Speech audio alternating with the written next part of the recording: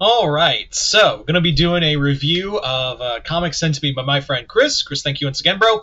Today we're going to be talking about Fantastic Four, Volume 4, Fortune Favors the Fantastic. Try saying that 3 times fast. Yeah, this is part of the Ryan North run, which I've been really liking. It's been a lot of fun, and that's really what the point of the comic is that it's just meant to be fun. It is meant to be like a cool like a bunch of sci-fi stuff, which I would just sidebar. I would really like wonder if I do wonder if Ryan North has written for Star Trek or because I know he's written for cartoons and written for like regular show and stuff like that. But I do wonder if he's written anything for Star Trek because dude would definitely do well on a Star Trek or Doctor Who comic or even show. So yeah. So to catch up on what the Ryan North run is, the Ryan this series, which did have a plot that I was like, I don't know if I want to read this, but then I heard good things about it. It was basically that the Fantastic Four lost the Baxter Building, that Reed sent it 2 years into the future, but it not only was the Baxter Building, but it was also their kids as well as everyone in that like a 10-block radius. So people thought Reed Richards blew up the Baxter Building and killed a lot of people, when in reality it was like he just sent him 2 years into the future, but he couldn't really explain it. Anyway, so Reed and the Fantastic Four, split up for a bit, and then they got back together a little while later, and now they're trying to they're no longer rich anymore, and they're now living in Arizona and just kind of like being a family, which that's what I really like about the core of this comic is that it's like it feels like like a family book. Like it actually feels like there's fun science fiction adventures that you would see in like Star Trek the original series, but also there's like just a lot of fun to this comic. That's the main thing, is that there's just so much it just exudes a lot of fun science fiction that is just bullshit by the end of it. So these are a lot of one and done stories, save for the two-parter, which is the tie-in. That it's a two-part tie-in to Blood Hunt.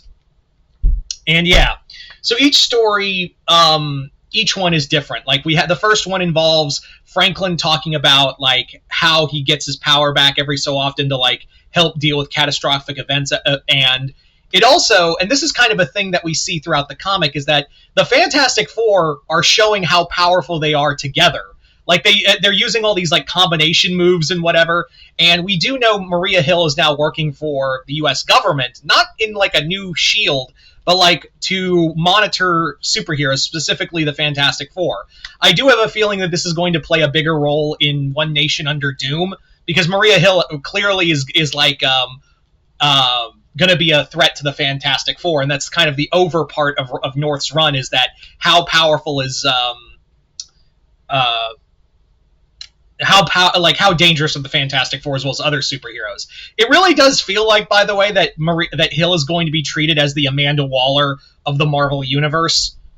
That's what I feel like we're kind of building towards, is Maria Hill is is going to be the Waller of the Marvel universe, which I could believe because no one likes Maria. Yet no one has. I mean, the character in the show, cool, but like in comics wise, no one's giving a shit about Maria, and no one likes her. Like no one liked the comic book character. TV show, different story.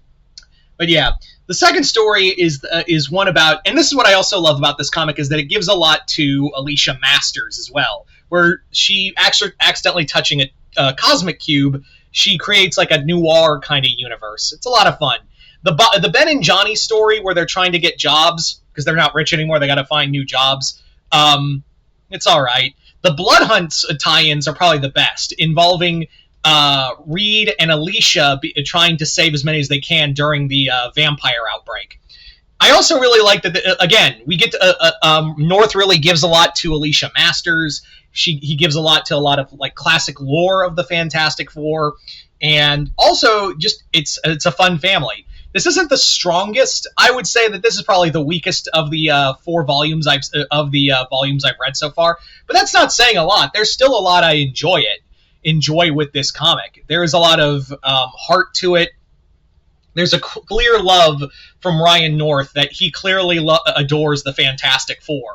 So it's very obvious that the dude was the right guy, and also seeing like how well he wrote them in like a 60s style in Godzilla versus Fantastic Four. It's very clear Ryan North has a lot of love for this team, and yeah, it's just a fun, adorable comic. It's not like, yes, there is like science stuff in it, but it's not meant to be like deep thinking or anything. It's just, we're here to be a family and we're here to go on fun adventures.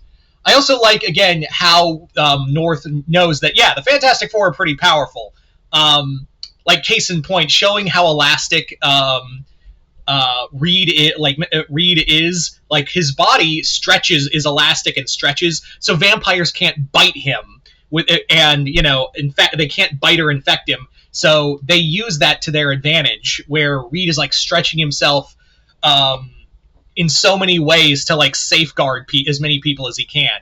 And it is cool to see like all these combination of characters, because you'd never see Alicia and Reed like work together on stuff. It is also fun to see like Ben and Alicia's adopted kids, Nikki and Joe, who are a Kree and Skrull child that they adopted. It's one of the few good things I liked about the Ben Slott run, where the Ben Slott run was dumb and just boring as all hell. The one thing I will say he got right was finally tying the knot between Ben and Alicia, which I like. I'm like, so you like Ben and Alicia together, but you hate Peter Parker and Mary Jane together? Fuck you. The more the more stuff with Dan Slott, the more it's like, I have no desire to read. Like, I have a very limited desire to read anything from you, Mr. Slott. But yeah, Ryan North's been solid. It's been a lot of fun. And like I said, the one good thing Slott did, finally marry Ben and Alicia and give them the new supporting kids, are really cool too. But all in all, while I do think this is kind of the weakest storyline, because it's a lot of one and dones, but that's a lot of case with the North's run on a whole. I do think there is a lot of fun here, and I really can't wait to read the next volume. So yeah, if you haven't already, go check these out. This run has been really solid. Anyway, so you guys tell me in the comments below if you read this volume. Let me know in the comments below what you guys thought of it. Chris, thank you once again, bro. And other than that, hope you all enjoyed this. I'm Mr. Multiverse. I'll see you next time in the Multiverse.